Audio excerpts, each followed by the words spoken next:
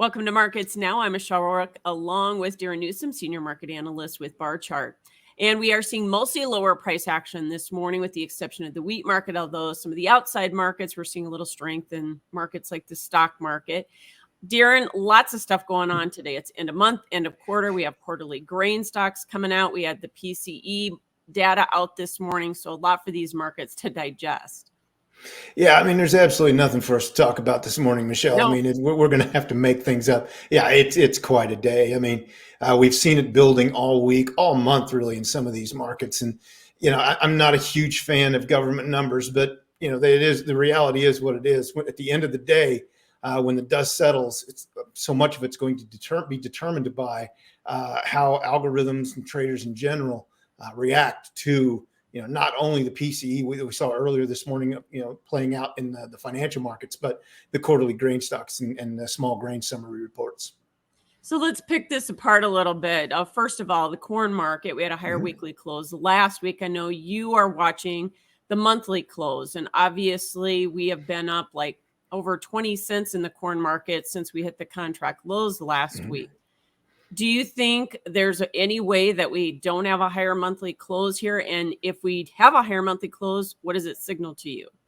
Yeah, I think it's very easy that we still close this month lower. I mean, again, it all comes down to what USDA unveils here at 11 o'clock Central Time. So, the key number is the August settlement of 478.25 in the December futures contract. If we close above that, then from a purely technical point of view, only technicals, not fundamentals, but from a purely technical point of view, that is a bullish spike reversal on the long-term monthly chart. That would seemingly tell us that the long-term trend has turned up. Now, we have to remember, we saw the same thing in June, and then we got a little bit of a rally in July before it collapsed during the month of July, and which led us to a lower close in July, a lower close in August, which is where we are now. So we've seen some of these spike reversals. We've seen some of these long-term reversal patterns just simply not play out. Why? Because the fundamentals. We have to go back to fundamentals. Newsom's market rule number one: fundamentals win in the end, and they are not bullish. We continue to see basis weaken. We continue to see a neutral to strengthening carry in the DC March-May future spread. So the fundamentals are not going along. The commercial side of the market still isn't convinced that that we're going to see this big upswing in demand, and we're going to get this big change in attitude towards wanting to buy U.S. corn. So it's going to be a very interesting close from a technical point of view. It all comes down to the August settlement.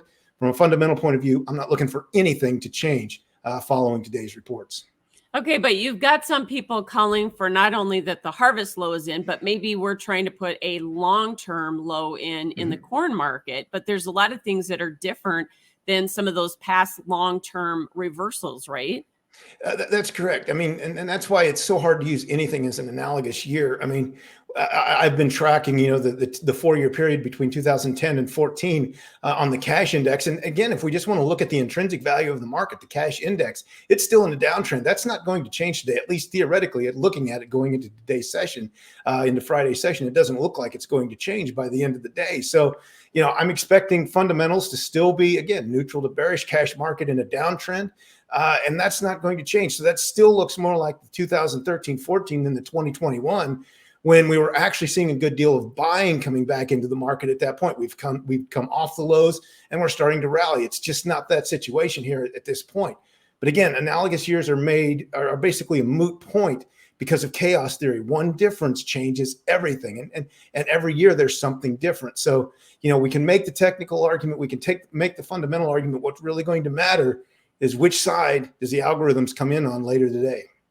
Yeah, and I know even in 2020, they were much shorter than they are right now. And then we had all that China business, demand business coming at the market. So obviously that is way different than what we're seeing here this year.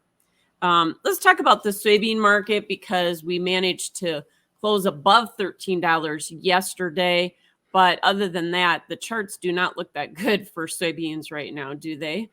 No, I mean, here in the soybean market, it's more about, kind of the weekly chart, which is what I've been watching. And if we kind of squint our eyes just right, we can still see a 3-wave downtrend, again, from a technical point of view, meaning we need to take out that previous low of 1282.25 set a number of weeks ago.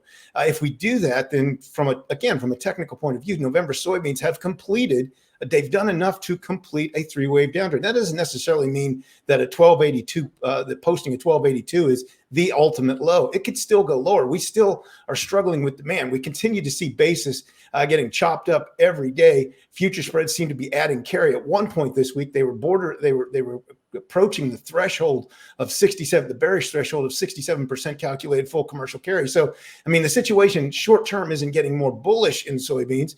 Merchandisers know, the commercial side of the market knows, most of the soybeans are going to get sold at harvest. And with the weather the way it is, hot and dry, there's going to be a lot of harvest done over the next couple of weeks.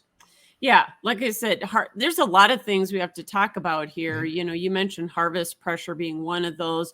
Low Mississippi River water levels, obviously, having an impact on export movement. And exports were not that great yesterday, and we're behind on a year-to-date basis, aren't we, on exports for soybeans? Yeah, we are. I mean, you're exactly right. I mean, it's hard to move things down a river that's got low water situation. Yeah, basis at the ports might be better, but the terminals along the river, those basis markets are weakening because they're starting to see a backup of supplies, and that's going to work back into the interior markets as well. So it does come down. You know, we're not exporting anything right now. We don't have many sales on the books. We're still running well behind where we were a year ago. So it's, you know, it's a situation again where we're going to have to see some demand pick up, particularly if we are going to move rapidly through harvest because of the weather. Yeah. And we do have quarterly stocks out today, but, you know, we would have to have a big change or, you know, a big drawdown in stocks here for this market really to move much higher, don't you think?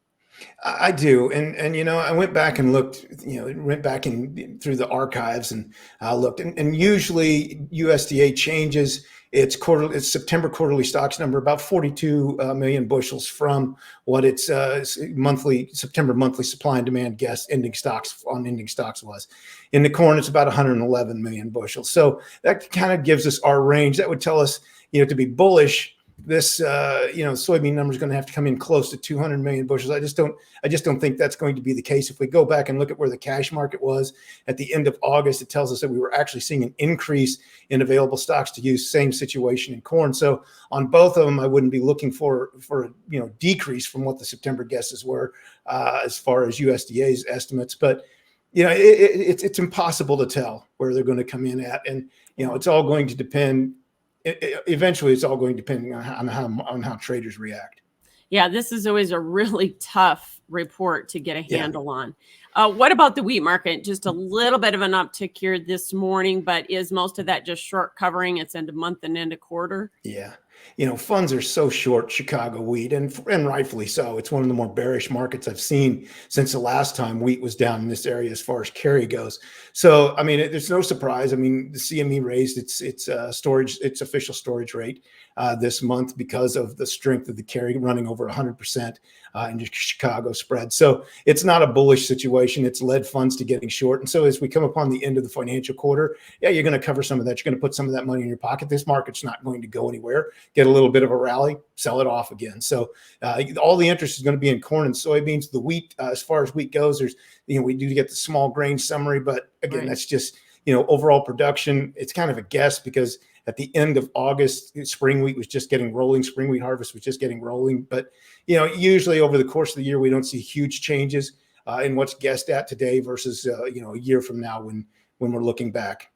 Yeah, the only caveat, like you said, though, could be spring wheat because we did hear some better yields, I think, up in North Dakota. Cattle market, wow. We're setting back here today. Obviously, that market has been, I guess, trading fear of this government shutdown. But then yesterday, we go back up, make all-time highs in the October contract. And so what is your thoughts about this cattle market and where we're going? Cattle market is still, as has been for maybe a year now, looked top heavy, but it's still a strong cash market. And so I've heard cash has weakened a little bit this week. I need to go back and check that. But boxed beef has been coming down. So these are some warning signs. But as you mentioned, October still pushed higher. We could see December rally by the end of the day. We could see feeder cattle rally by the end of the day. Nothing's really changed in these markets. I am concerned about the fundamental picture.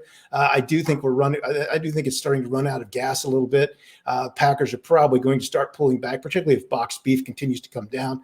You know, you mentioned the government shutdown. That used to be important, but it's getting so commonplace these days. It's more of a political ploy than anything else. And the U.S. has actually found out it can actually run relatively well without the official government going. So, I mean, I don't think it's going to be a huge consideration. There's just going to be some market reaction. It could spill over into cattle, but I think long term, the big picture is, are consumers still willing to spend as much on the high priced beef as they were, say, 4 to 6 months ago? Right. And it's a tug of war here in terms of that supply and demand. Let's talk about the hog market as well. It's down this morning. I guess no surprise considering that we had maybe a little bit of bearishness in that hogs and pigs report yesterday afternoon.